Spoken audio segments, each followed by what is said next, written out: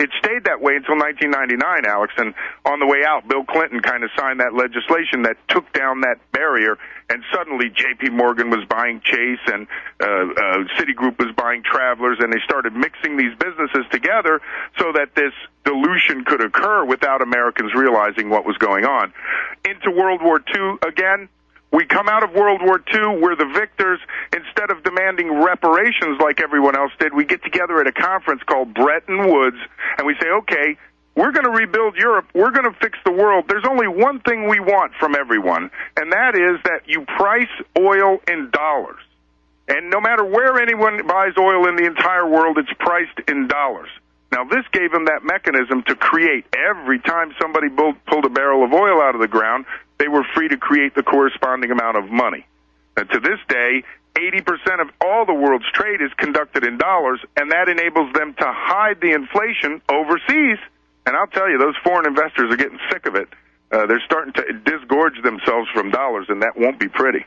Now, again, some people will say, well, yes, this is a fiat system, and the elite banks did it, but look how good it did for America.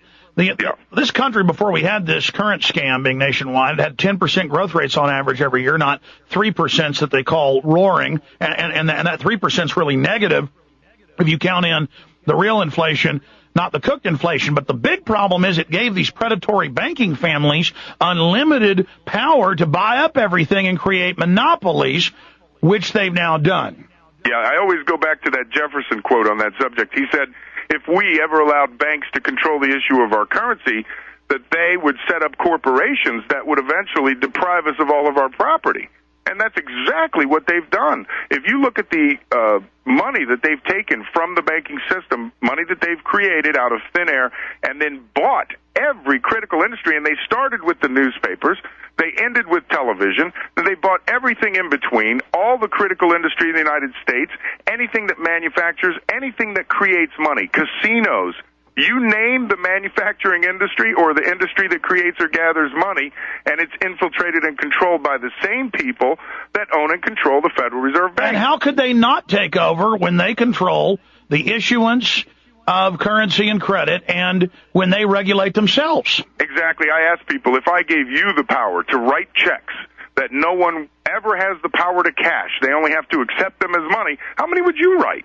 When would you stop? I'd get writer's cramp from buying things. Look, if I had that power, I would own Austin, Texas in a year. I'd come to a house and say, what do you want for your house? Well, the house is really worth $500,000. I don't want to sell it. I'll give you $1 million. Sold. Sure. I mean, it is just unlimited. And now, really since the 80s, but since the mid-90s, since they knew they were going to just go from fractional reserve to unlimited leveraging, they went to flat-out corruption. CIA, Delta Force coming in with bags of cash, buying off local government officials, because they know the collapse is coming, and they plan to use a police state to protect their system and make sure they win. To enforce it. Yeah, one of the things that I bring up that highlights all of this, really draws it home, is that if you had $1 in 1980, it's best expressed as a fraction. It's 1/1 trillion. And by 1995, the total supply of money had grown from 1 trillion to nearly 5 trillion, so now your dollar was 1/5 trillion. Today, there are $14 trillion in circulation, so your dollar is now 1/14 trillion. You can see the progression there. There's 14 times as much money in circulation today as there was in 1980, and then claims for 3 times that amount. That's what's causing this freeze-up right now. So in reality, the dollar of today is worth 1/45th of a dollar from 1980. That's got to be reflected in prices, and that's why I think the wave of inflation that's coming is going to make all the others look pale. Well, mainline economists and historians like yourself, they come on the show and they all agree. And really, it's the majority of real economists agree. They just don't get put on TV as often as the people that are, quote, wrong. They're not really wrong. They're just lying. They're not stupid either. But they all come on and say, this isn't going to look like 29 inflation or the Roaring '20s inflation. This is going to look like Weimar Republic. Right. It's actually going to dwarf Weimar Republic if, in fact, all of those debt claims are turned into money. And this is the key here, is at what level the Federal Reserve decides to monetize this debt or turn a debt instrument into a current dollar. And it is that lack of oversight. This is my main criticism of the Fed in New York. We might not be able to abolish the Fed. We might not be able to regulate it, but by God, we can sure take it over. And that's the drumbeat we need. Yeah, man. Because if we're going to, quote, bail this out, which is really just signing over dictatorial power to them and being suckered even deeper, well, then why shouldn't the government own it? But see, the public still thinks the Federal Reserve is the government. So we're going to talk to monetary historian, just an amazing individual, more on history and where he sees things going in the future. What should happen versus what they're going to do.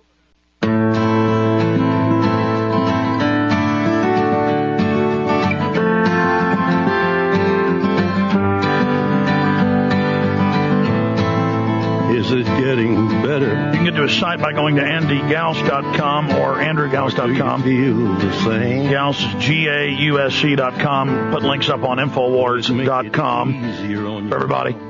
Okay, I'm jumping in a lot here. You've covered some of the basic history.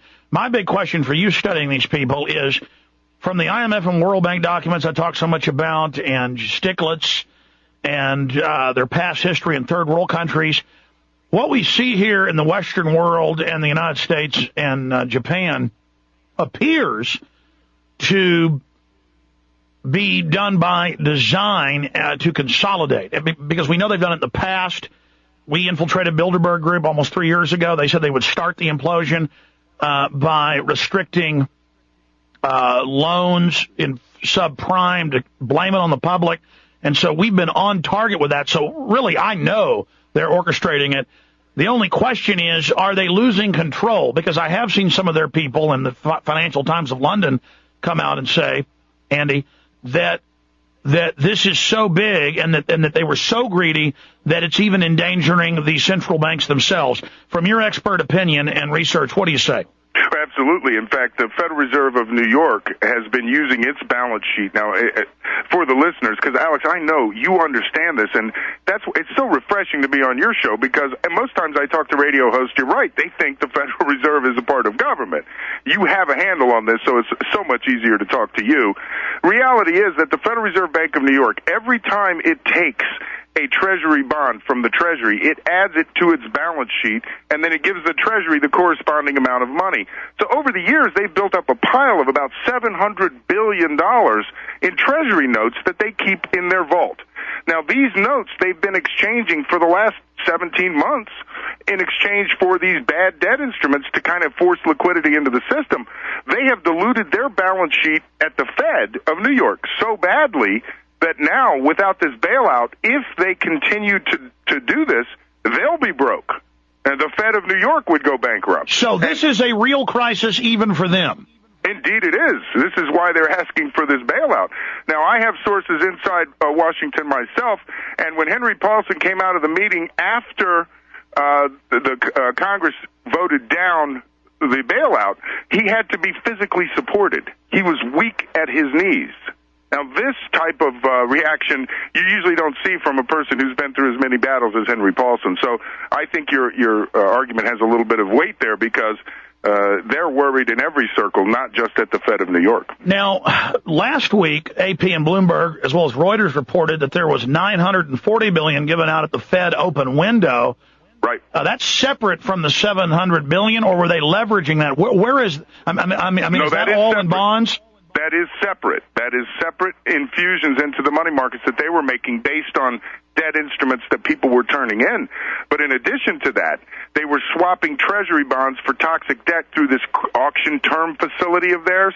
They did 250, 125, and then 250 at the beginning of the year.